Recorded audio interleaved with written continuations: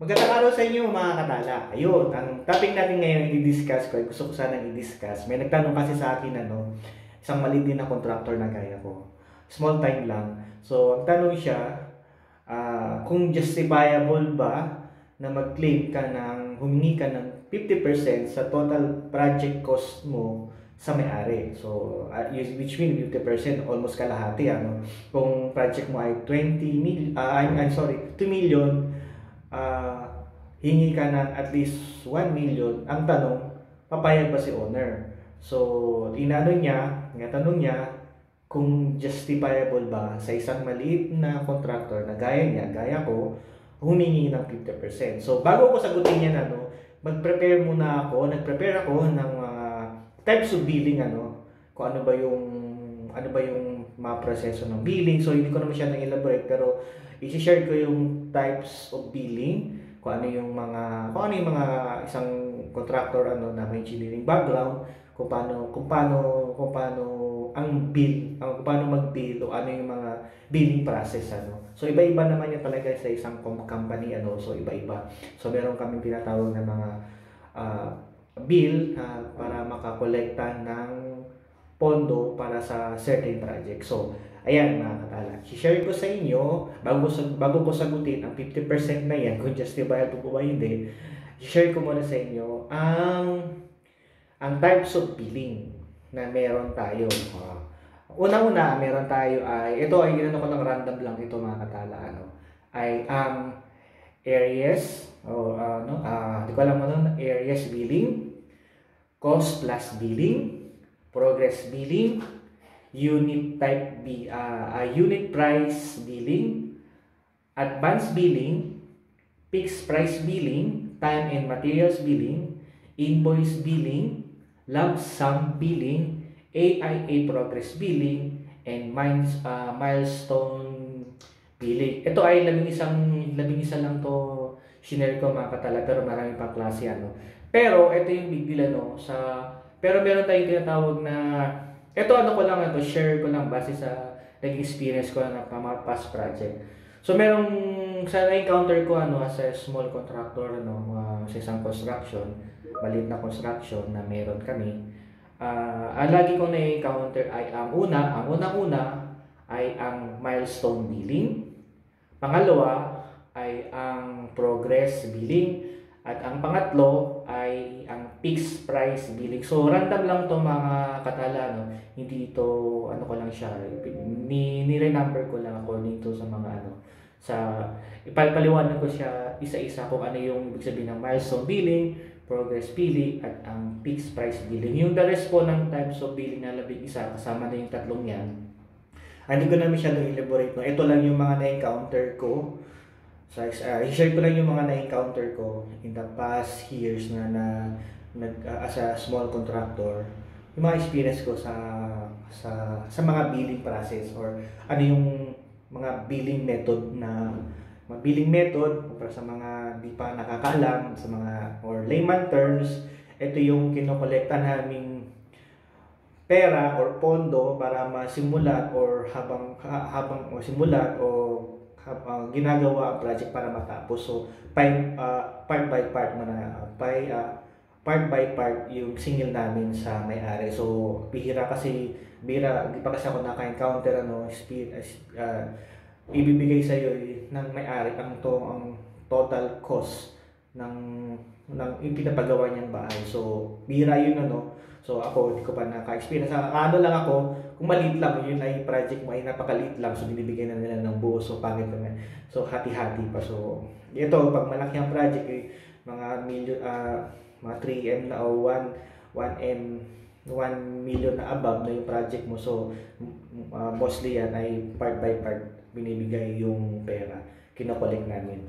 So ayan, ano ba ang milestone billing?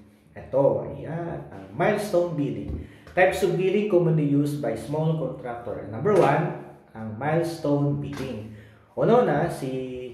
Si owner nagpapagawa sa iyo ng bahay. So, ikokontrata niya na sa iyo. Ayun, ito, nagwawala ko ng ICO na simple na para madaling maintindihan na kung yung mga foreman dyan o yung mga construction worker na talagang eager talagang bumangga, no? Talagang bumangga talaga sa mga inihero at mga arkitekto na gusto din mangontrata, ano? So, hindi naman masama yun as long as na talagang ano mo siya, talagang kaya mo talagang bagay, talagang ikaw ay talagang desidido, ano? Lahat naman ng tao ay kahit na ikaw ay simpleng mason, steelman, foreman, basta as long as na kaya mo siyang i-handle.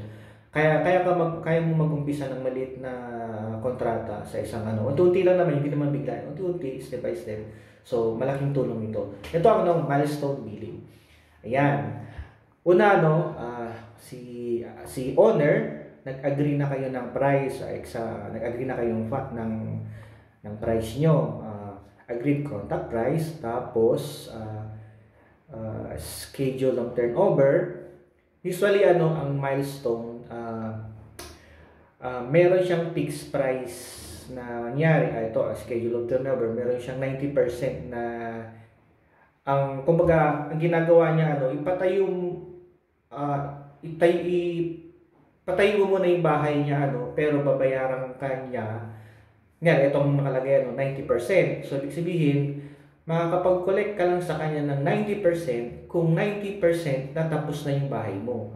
Yun yung milestone. So, depende. Kung sa agreement nyo naman ay 80%, 70% na 70%,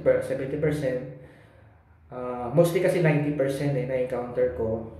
Sa part ko, na-encounter is 90%.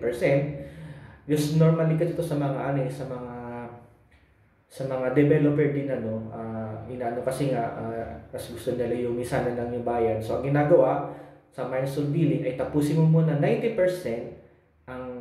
ang unit bago ka nila bayaran. So yung 10% ng total project cost mo ay may iwan yun for rectification kung meron ka mga bug jobs, gano'n. So 10% may iwan siya. So 90% kasama na yung mga tinatawag natin mga bug jobs doon, So 90%, assuming na wala kang bug job, talagang pulido yung gawa mo, 90% tapos na yung bahay, i-turnover mo sa kanya, saka kanya babayaran. So yung 90% babayaran siya ng buo. So parang gano'n, kaliwaan na yung kaliwaan yung bigay. Meron na kayong schedule ng turnover kung kailan, kunyari 6 months. So after 5 months, within 5 months yung project niya, 90% na kayo tapos, i-turnover mo na sa kanya, saka kanya babayaran. So yung 10% may iwan. So kung meron pa siyang sisilipin o may gagawin ka pang may gagawin pa silang kung ano-ano na nandiyan. So normally, to summarize, ang milestone ay tatapusin mo muna yung bahay mo 90% or depende sa usapan nyo bago kanya bayaran, or submit mo na yung i-turnover mo na 90% finish ang unit niya bago kanya bayaran in full or in 90%. So, ganun ibig sabihin po ng milestone billing. So, pangalawa, progress billing. Ito naman yung progress billing, ayun, mayroon na kayo agreed price, agreed schedule of turnover, at saka meron din kayong dapat schedule ng billing. So, while ongoing yung project, siyempre, hihingi ka na ng 50%. 50% na or 50%. 50, depende 50% kung ano man, magdidipin na siya sa'yo. So, while ongoing tapos may schedule kayo na within 6 months. So, i-divide mo ngayon yun, kung every month ka magbibiling sa kanya, so magbibil ka sa kanya ng 60%. So, on the following month, 80%, 50. Masyadong malaki yung 60%, So, gagawin na natin, so, pagpala natin 60%. Tapos, in the following month, o the third month, 80%. Tapos, mali yata to, laging 60, 60 dapat ito ay 40,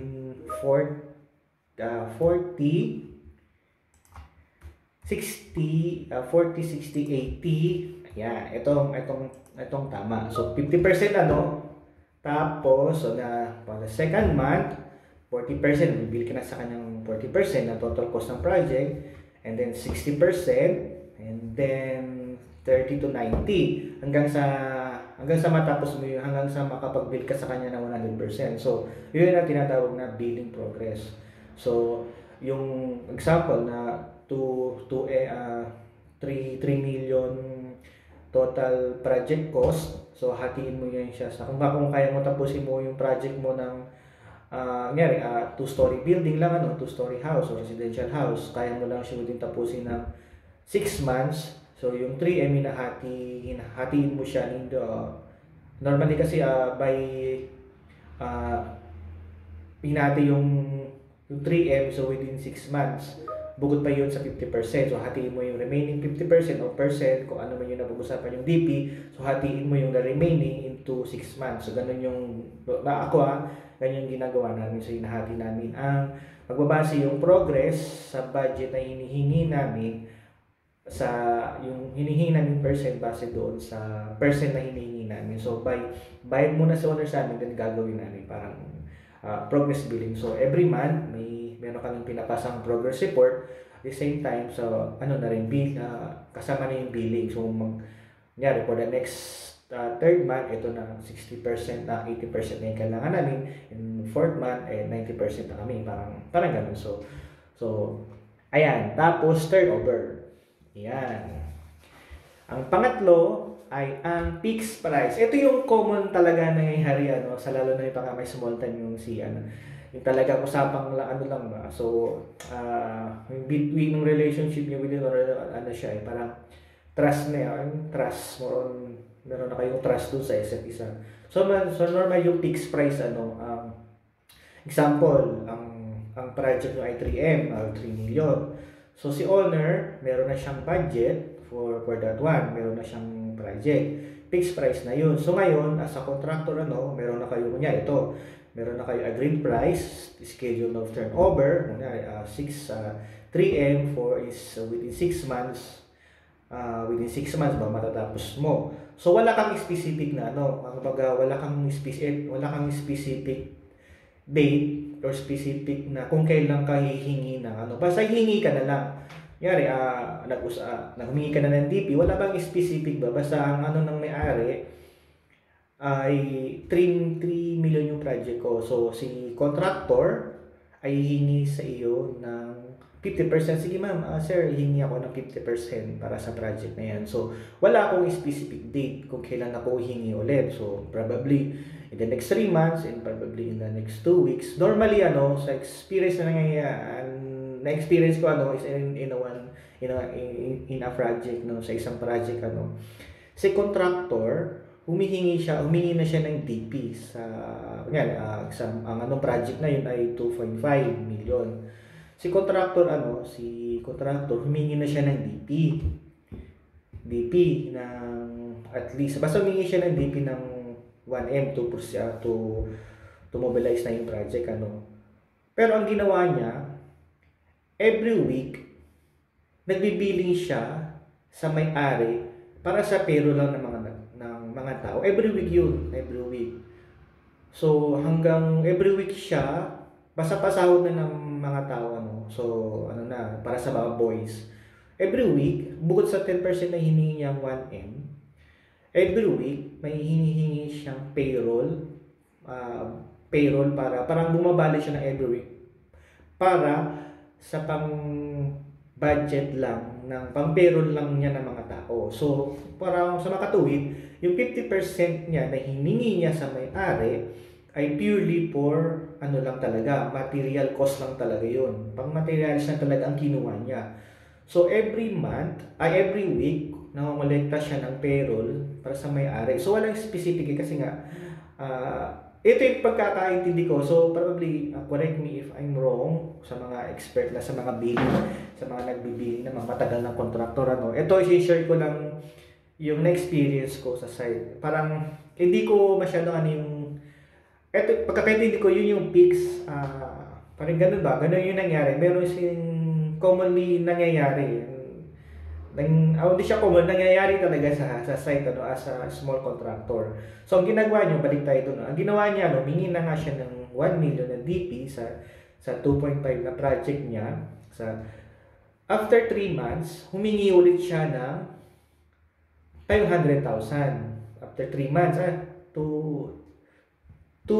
almost 3 months, Pag 3 months, humingi ulit siya ng ah 500,000. So wala siyang inihingi, yung may-ari naman, in fairness sa may-ari, nakikita naman ng may-ari na ongoing yung project. So walang issue, walang issue sa kung nagtatagal o ganyan. So tuloy-tuloy yung project. Humingi siya 1 million.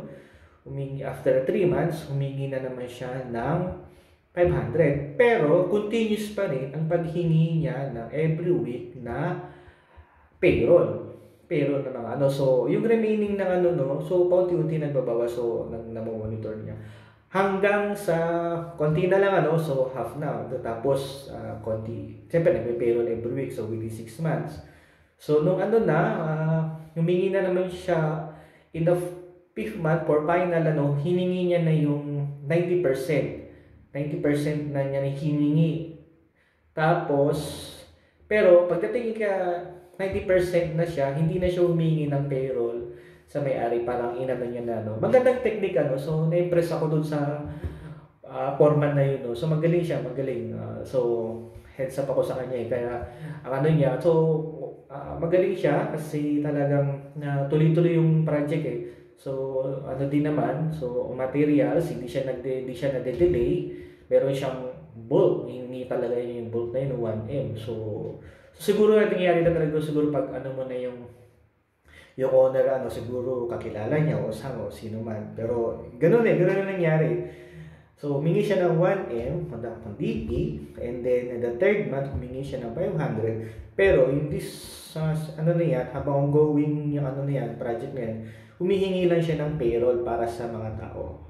Mostly every week humingi siya ng payroll. So ganun Yun yung yun yung ma-share ko so sa fixed price. So ayun, ngayon, ang isang malaking 100% na tanong ay justifiable ba ang 50% sa small contractor na gaya namin, humingi ka ng 50% sa total construction cost mo sa isang project. Siguro ang tanong ko, depende yan kung sa may-ari, depende din sa iyo, wala namang problema kung hihingi ka ng 50% provided na makakapag-report ka sa may-ari ng progress mo. So kailangan mo talaga, siyempre ikaw naman ang gagawa, siyempre alam mo yung magiging diskarte mo sa mga tao sa pag-handle ng materials, alam mo. So wala namang issue, so para sa akin as a small contractor, okay nga yun So provided kaya mo siyang billing, makapag-report ka sa may-ari ng maayos. Pangit naman siguro kung hingi ka ng 50% tapos hingi ka na naman ng succeeding month, wala ka naman na ipapakita sa may-ari kung ano naging progress mo. So kung malinis naman yung wala namang issue do sa flow ng project mo. So tama din lang naman kasi small contractor nga tayo small contractor nga lang. So ibig sabihin wala tayong pondo para pondohan yung project mo, kahit hindi ka hihingi ng succeeding the next month, hindi ka hihingi sa kanya, kaya mo siyang pondohan. Makakapaglabas ka ng sarili mong pera sa project na yan para magtuloy-tuloy yung project mo. So kung ikaw naman tayo, small contractor lang. So justifiable naman siya provided na makapag progress report tayo sa may-ari. Yung mga shinare ko na yung milestone, progressive, at saka yung peaks. Kung peaks nga ba ang tawag yun, basta yun yung so in the years ko sa construction industry, yun yung parang naging na pumatak na sa isip ko, yung parang fixed price na wala ka bang inaalala kung anong percent ang hihingin mo sa may-ari provided na hindi ka nga lalagpas. So ayun milestone, meron tayong commonly used lang sa mga contractor. Kung meron pang iba, makaka-view ng vlog na ito, share ko, you can comment naman so open lang ako sa negative feedback, positive feedback, okay lang yan. So ititake ko yan as a learning process po habang ako, isang contractor, so gagamitin ko yung mga negative feedback at positive feedback sa paglago ng ikatatag ng ano ko, ng malit na construction ko. Ayan, no, meron tayong ano, no? So, hindi ito, commonly lang naman para sa akin, ano. So, siguro yung mga veterano ng mga contractor, yung mga ano na, talagang matatag na, so marami silang, ano, iba-iba naman yun. No? So, ito lang yung na-encounter ko pa, ano, yung una, yung milestone, yung progress billing, at saka yung fixed price billing. So, ayun, ulit, justifiable ba ang 50% na humingi isang may-ari ang isang contractor ng 50% 50% DP sa total construction cost? Ayun, pwede, wala namang problema kung walang issue sa may-ari, provided na makapag-report ka sa may-ari ng progress ng bahay niya, yung ginagawa niyong project. So yun mga katala, open for comment, suggestion, na pwede kong i-share sa inyo. Comment na kayo, at mga katala, huwag niyong kalimutan i-subscribe ang aking channel. Maraming salamat. Ayan po, milestone billing, progress billing, at saka fixed price billing. Ayan. Bye.